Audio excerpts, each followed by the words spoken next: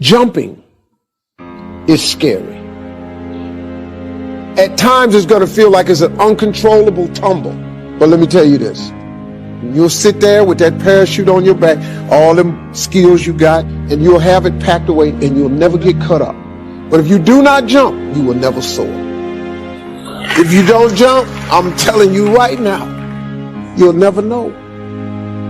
I would jump.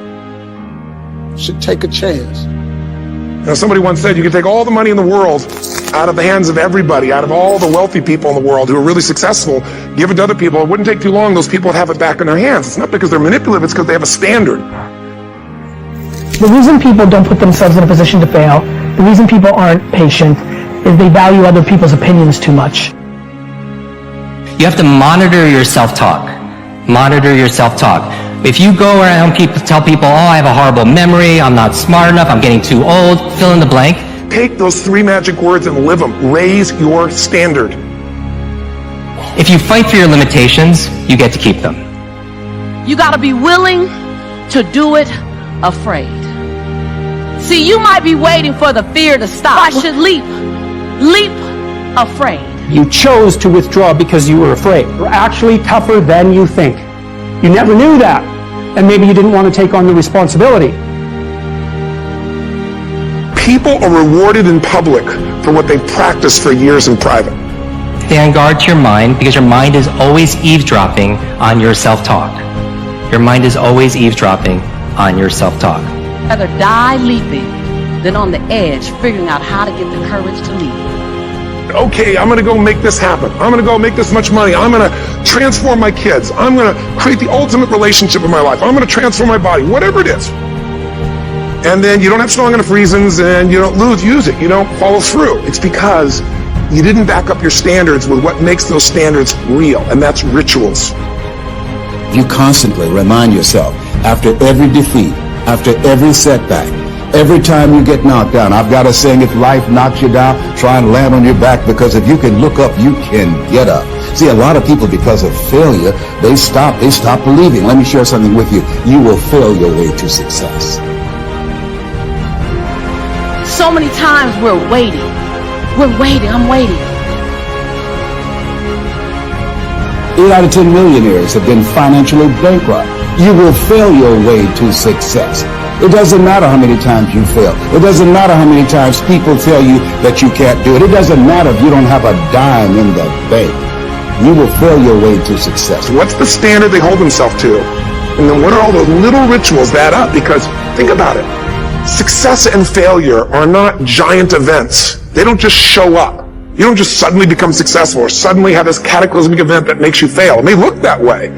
But failure comes from all the little things. You're just kind of waiting. You're waiting to get everything in order. You're waiting so that everything is in you, it's together. You're waiting to not be afraid. You're waiting to have the courage. You're waiting to have all the money. You're waiting. You've got 5 seconds, and that's it. Today, 5 seconds gone. Talk yourself out of it. It's failure to make the call. It's failure to check the books. It's failure to say, I'm sorry. All the results in your life are coming from your rituals. Rituals define us. Knowing that you're never going to feel like doing all the work that it takes to have this business be everything that it possibly could. And all those little failures day after day come together until one day some cataclysmic event happens. You blame that. That event happened because you missed all the little stuff. And when you want to do it right and you want to wait till you're not afraid and you want to wait till you have it all together, oh, you made it about you. Again. See, Nelson Mandela did it. He just did it not knowing if it were right. Mahatma Gandhi just did it not knowing if it were right. Mother Teresa just did it not looking for affirmation or confirmation. Is this right? Martin Luther King did it not even knowing if it would happen before his life ended. What are you waiting on? Are you willing to do it afraid? Are you willing to do it knowing that you got so much work to do to get it better, to get it more perfect? But are you willing to do it inside your imperfection? Do you realize that in your imperfection, you're perfect for the job? Little bite-sized steps. Little things you do each day that after you do them, you get so much momentum that it's easy to succeed. You're not overwhelmed. You have these victory day after day after day on little things. The brain is going to screw you over. The brain is going to go into autopilot. The brain is going to tell you it doesn't feel like doing things. Raise your standard. From the moment that you have the idea, from the second you have that idea, you've only got 5 seconds to take action. Otherwise, it's gone. There's only one rule when it comes to productivity. There's only one rule when it comes to success. There's only one rule to getting everything you've ever wanted. And here it is.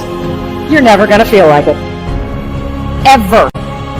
In any area of your life that you don't have what you want, whether it's the amount of money, the amount of people on your team, the amount of sales, the amount of trips for your family, if you only did the things that you don't feel like doing, you'd have everything you've ever wanted.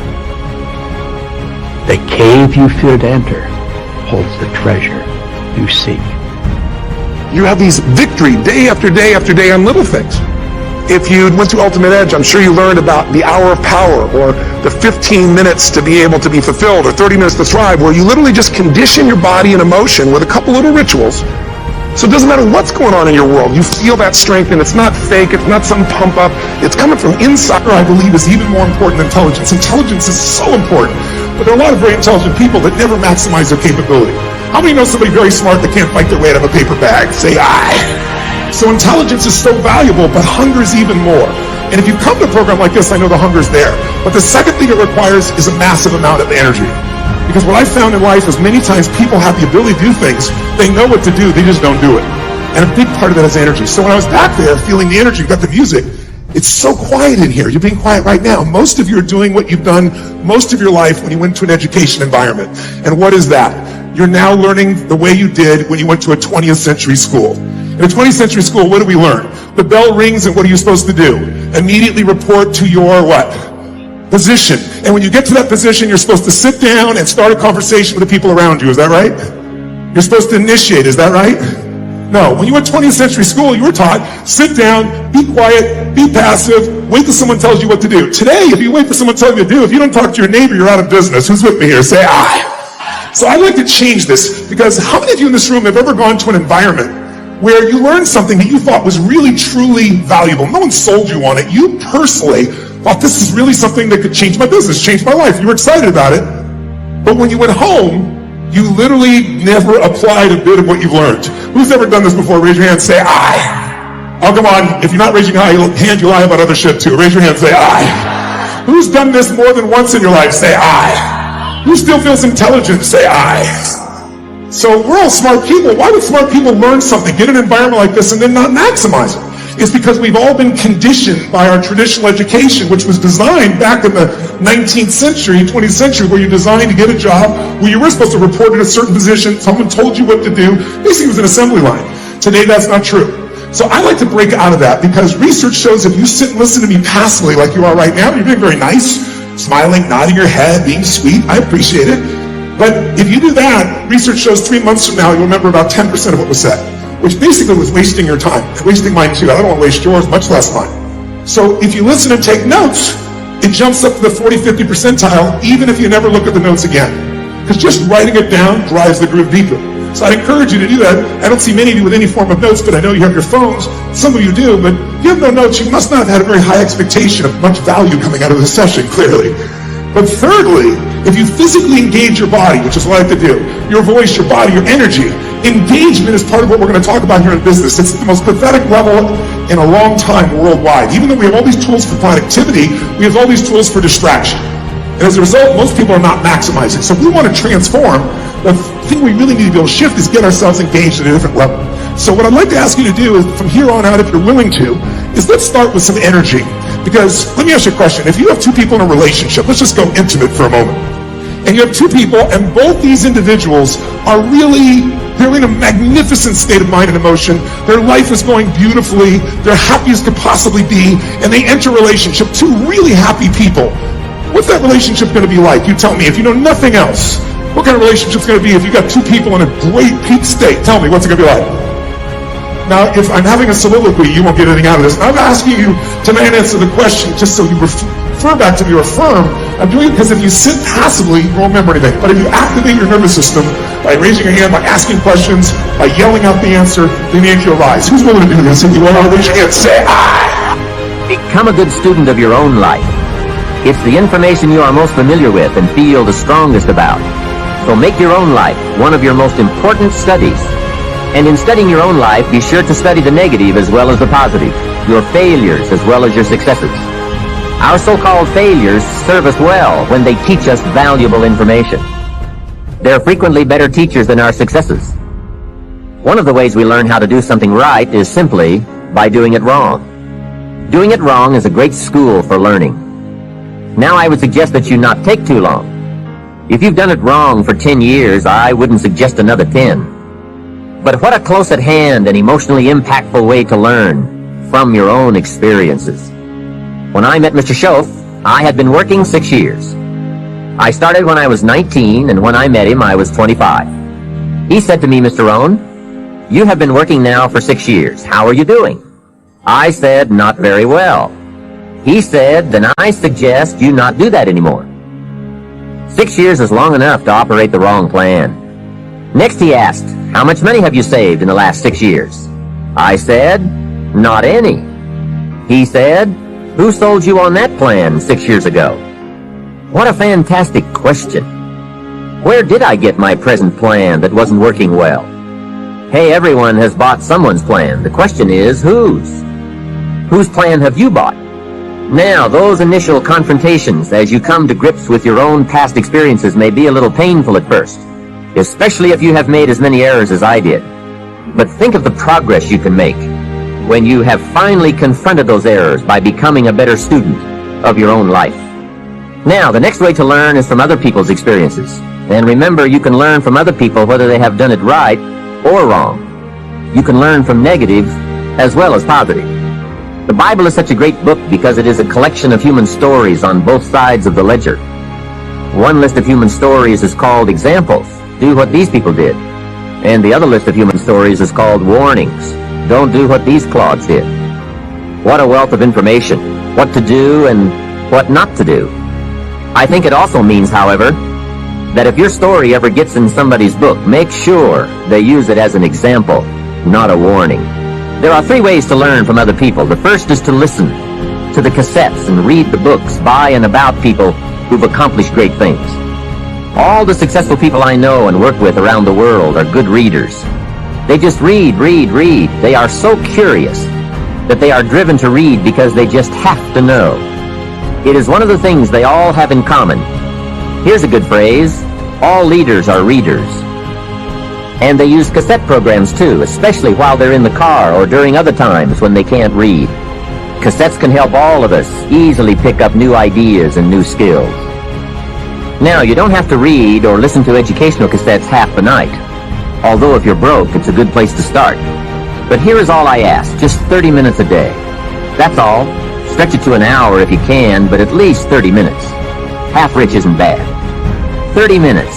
Hear or read something challenging, something instructional, at least 30 minutes a day.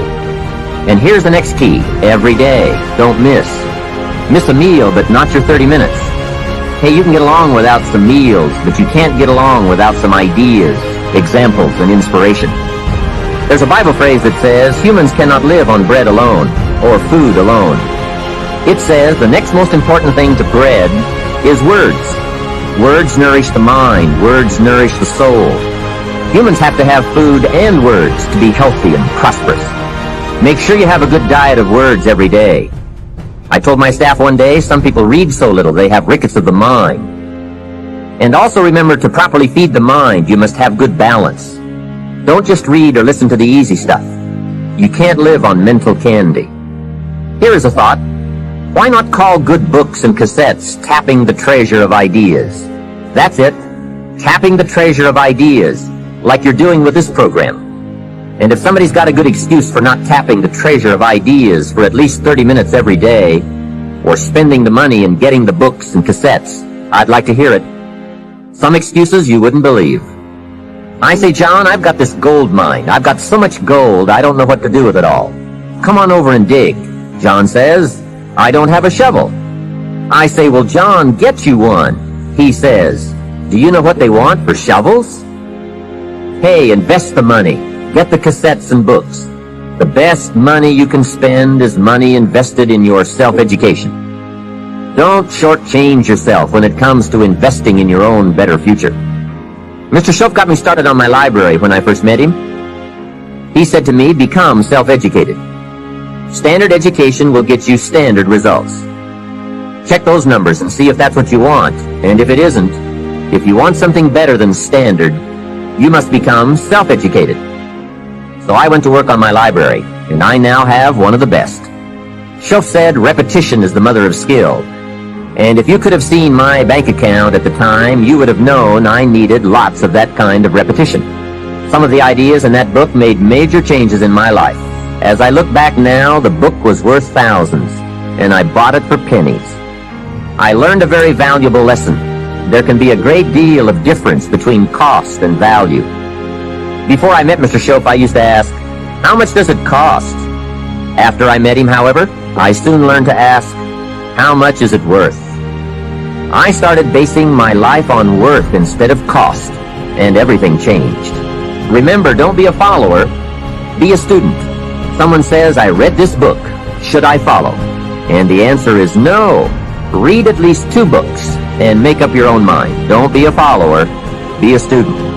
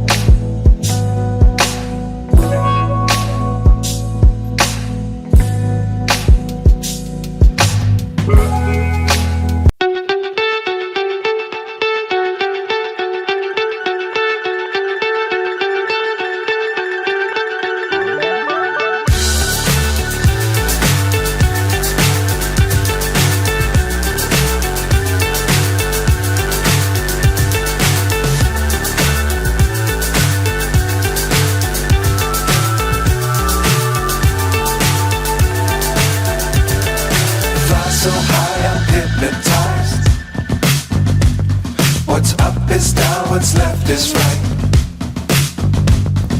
Chasing stars and holding you. I can't see the end, but we'll see it through.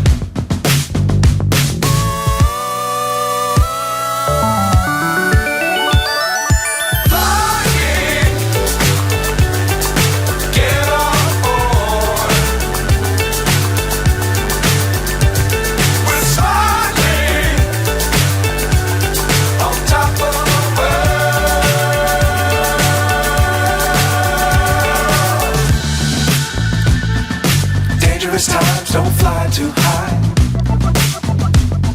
Be sure to keep the ground in sight. Fly forever if you keep it tight. Love the world but keep the sky on your mind. Fly.